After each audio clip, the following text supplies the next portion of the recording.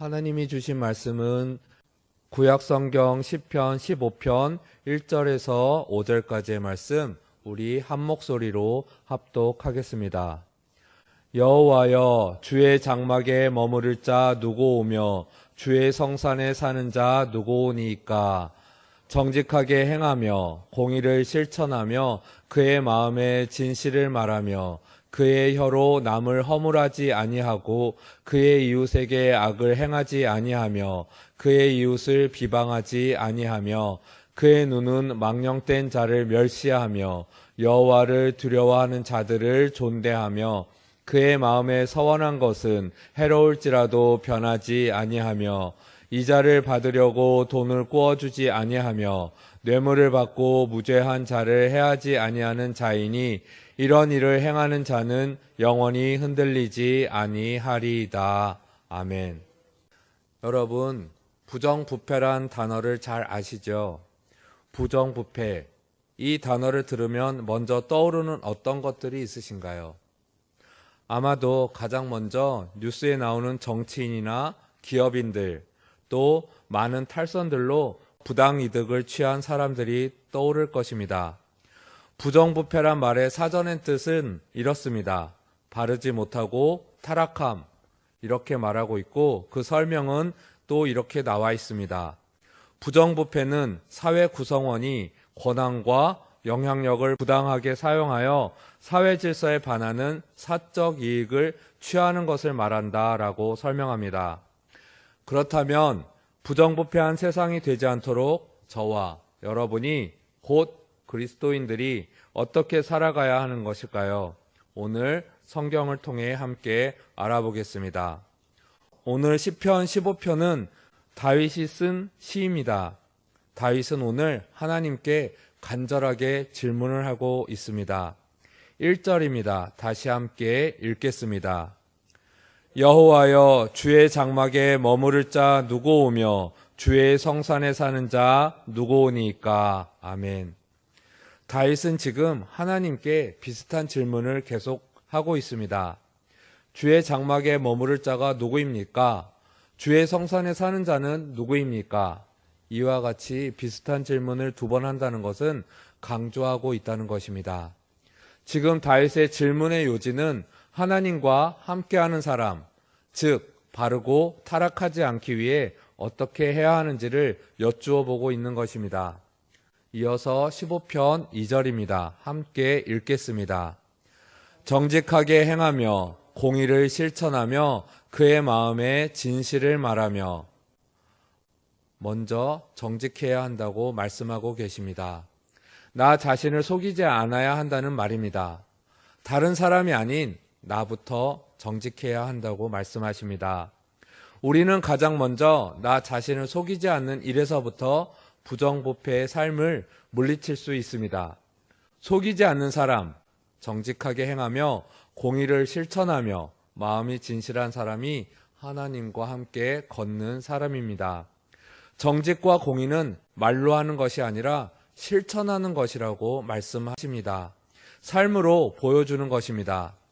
하나님은 나의 삶 가운데 안과 밖이 한결같기를, 거짓 먹고 진실하기를 바라십니다.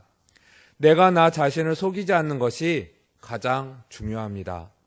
그리고 나 자신을 속이지 않는 사람들이 모여 이루는 사회는 건강하고 그 가운데 하나님 나라가 임하실 줄 믿습니다. 그리고 우리는 남의 것을 탐하지 않으며 살아가야 합니다. 사실 우리는 남이 가진 것이 더 커 보일 때가 많이 있습니다. 그래서 내가 가진 것에 감사하기보다는 없는 것에 불만과 불평을 하고 남이 가진 것을 부러워하며 탐내는 욕심이 우리의 마음에 가득 차기도 합니다.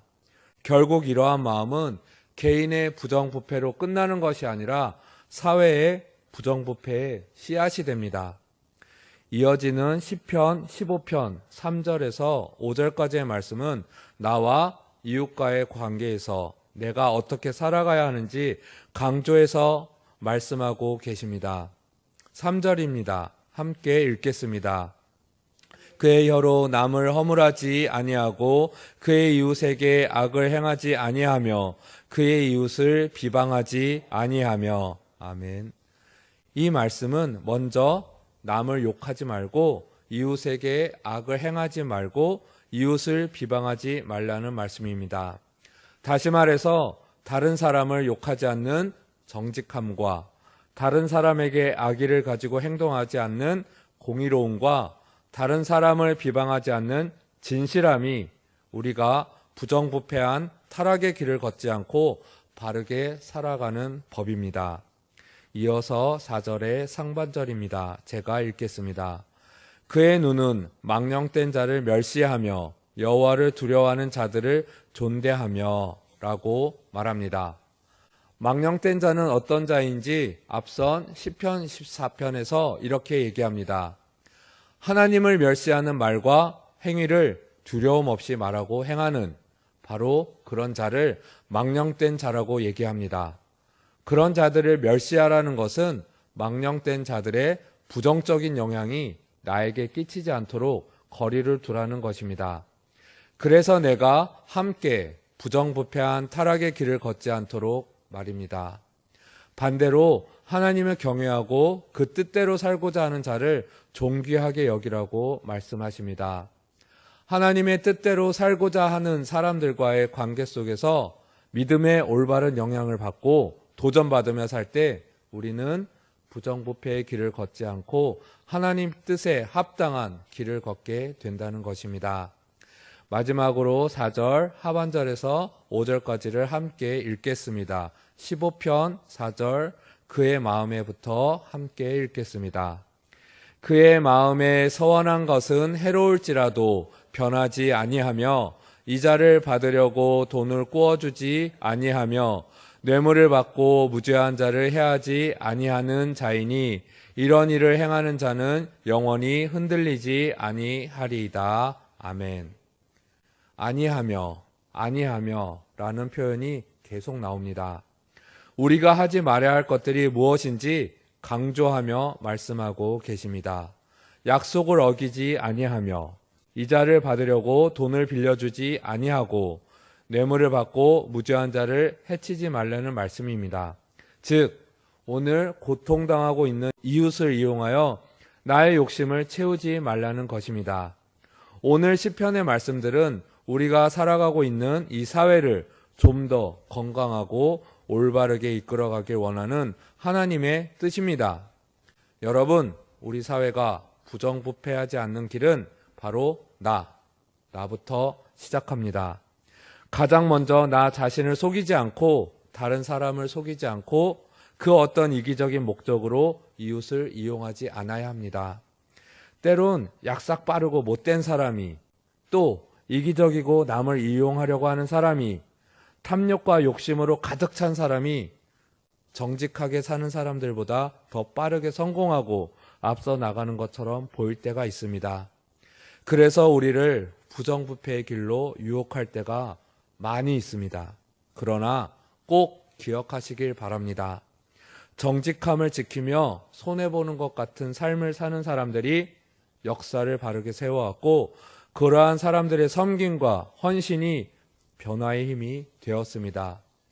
이 자리에 계신 여러분은 모든 삶의 순간에 하나님 말씀에 비추어 생각하고 말하고 행동하는 여러분 모두 되시기를 바랍니다.